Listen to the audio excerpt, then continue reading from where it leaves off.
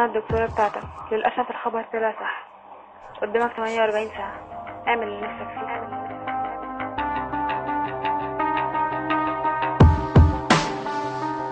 سمعت كلمة منها رنت في ودني زي الطلقة، حاسس انه مسلسل وانا البطل الوحيد اللي تقريبا خلاص وصل لاخر حلقة. كم ذنب ارتكبت وحاسس ان النار بتزيد، كم مرة ما حسيتش بامي وابويا واخواتي، كم مرة ما صليتش ونسيت طريقة صلاتي. 48 ساعة هعمل فيهم ايه؟ هسأل اللي شايل مني زعلان مني ليه؟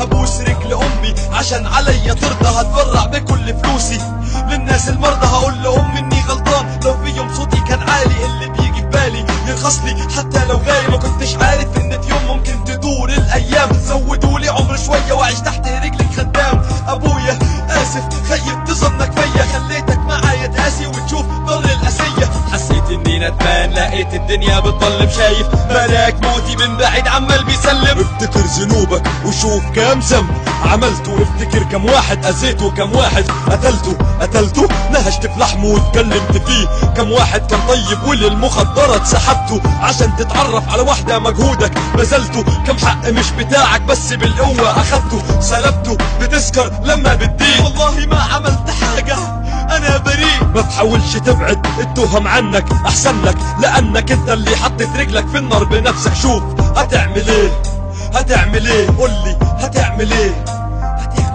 ادي الدنيا وهو ده مصيرها، هبوس ايد خطيبتي واقول لها اني بعشقها، مسكتي في ايديها نظرتي لعينيها، كل لحظة كل همسة كانت بتناديني فيها. اسف مش هقدر اكمل قصتي هيحكوها، كان نفسي اشوفها عروسة اكتر من امها وابوها، يمكن ما استاهلكيش عشان كده هموت، لكن هتلاقي اسمك على الكفن محفور. ادعيلي سامحيني قبل ما الوقت يفوت، بس اللي طلبوا منك تيجي تزوري القبور. ندمان في جسمي عمالة تزيد الحرارة، ندمان على كل نفس خدته في سكارة.